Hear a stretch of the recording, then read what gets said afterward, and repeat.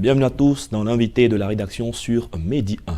Que se passe-t-il avec nos données à caractère personnel lorsqu'on postule à un concours? Que deviennent nos dossiers et quel en est le traitement lorsque nous ne sommes pas admis à un recrutement? Quelle réaction avoir quand vos documents ou données personnelles se retrouvent sur la place publique, au marché et servent d'emballage? Nous en saurons davantage dans cet entretien autour du livre intitulé « La protection des données personnelles, le CV refoulé, réceptacle des bananes à locaux ». Et pour en parler, nous recevons Léon Brandré. Il est directeur général du groupe DPSE. Bienvenue, Léon Brandré. Merci. Monsieur Thomas. Alors, on revient sur le titre de cet ouvrage, « La protection des données personnelles, le CV refoulé, réceptacle des bananes à locaux ». C'est un long titre. Qu'est-ce qu'il signifie? Qu'est-ce qu'il veut dire simplement? Alors, merci Monsieur Thomas pour l'opportunité que vous nous donnez de présenter ce premier ouvrage. Alors, un réceptacle se dit d'un contenu ou d'un contenant qui reçoit plusieurs informations diverses. Exemple, la mer, réceptacle des eaux fluviales, évidemment le CV, réceptacle de bananes à locaux. C'est-à-dire qu'on sert plusieurs choses dans le CV à des fins gustatives. D'accord, donc ça veut dire que le CV qui est sur papier, il se trouve qu'on sert de la loco, qui est de la friture de banane dedans. Exactement. D'accord, parlons brièvement du CV en termes de données à caractère personnel. Que représente le CV véritablement? Alors, le CV représente une mine d'informations permettant d'identifier une personne donnée. Nous avons son état civil, nom, prénom, date de naissance. Nous avons ses données professionnelles, son parcours professionnel, où est-ce qu'il a travaillé pendant un certain nombre d'années. Nous avons même son parcours scolaire. Nous avons même ses hobbies.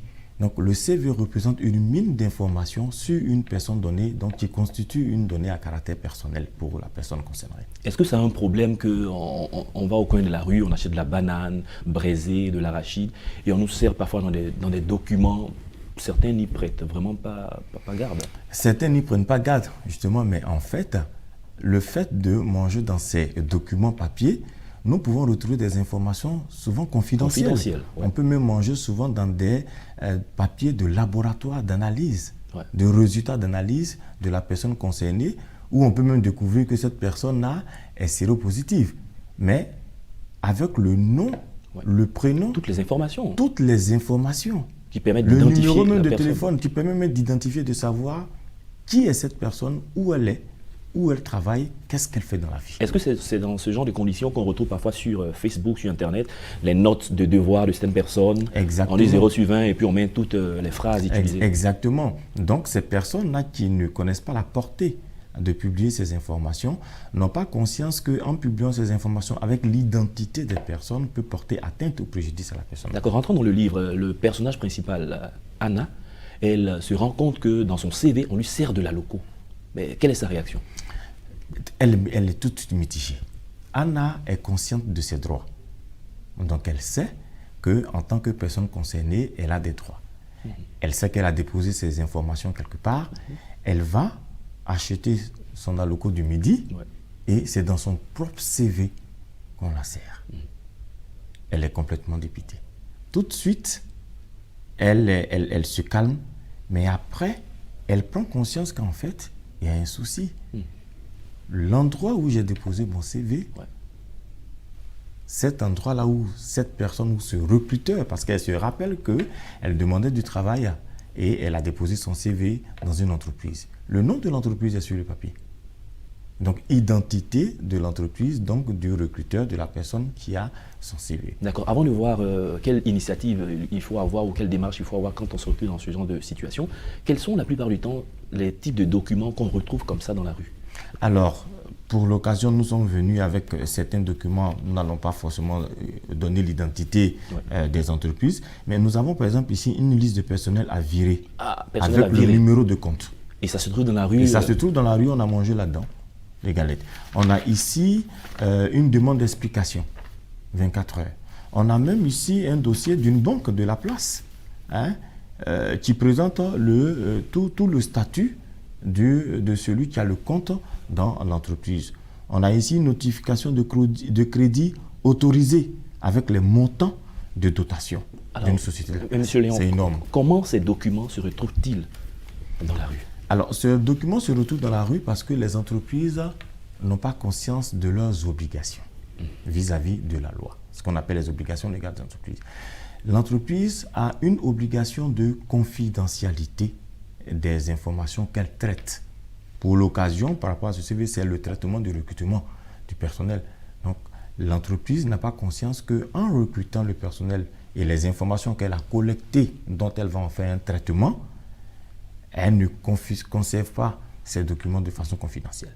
Elle doit donc répondre à une obligation de durée de conservation limitée, donc préparer, si elle n'a plus besoin de cette information, soit de la détruire ou de l'archiver, mais elle a obligation de garder confidentielles ces informations pour ne pas qu'elles se retrouvent dans la rue comme ce réceptacle de bananes à locaux. Au niveau de la fonction publique ici en Côte d'Ivoire, lorsque les candidats postulent par la poste, lorsque ces derniers ne sont pas reçus, leurs dossiers reviennent sous emballage, sous pli fermé à la poste et ils vont récupérer. Ici, dans le livre que vous avez écrit, comment Anna réagit? Quelles sont les dispositions qu'elle prend, puisque vous avez dit qu'elle connaît ses droits? Voilà.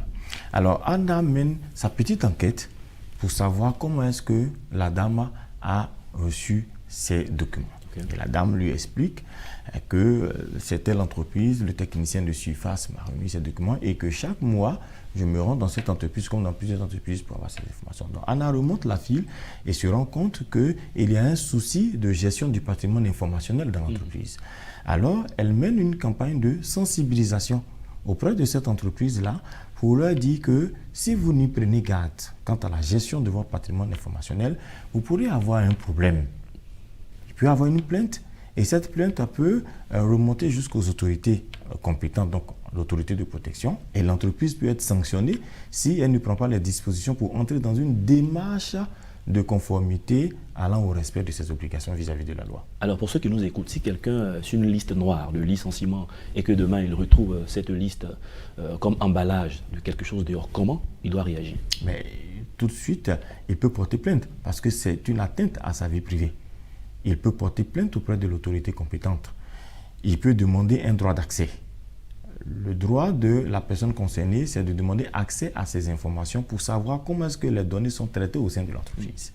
Si l'entreprise n'arrive pas à répondre à ce droit d'accès pour expliquer à la personne concernée que vos données que nous avons collectées, nous prenons les dispositions de confidentialité et de sécurisation, ça veut dire qu'elle n'est pas dans une démarche de conformité liée à la loi. La personne concernée peut donc porter plainte auprès de l'autorité compétente de mauvaise gestion de ces informations de l'entreprise dans laquelle elle a déposé ces informations. D'accord. Le livre, à qui est-ce qu'il s'adresse? Quelle est la cible?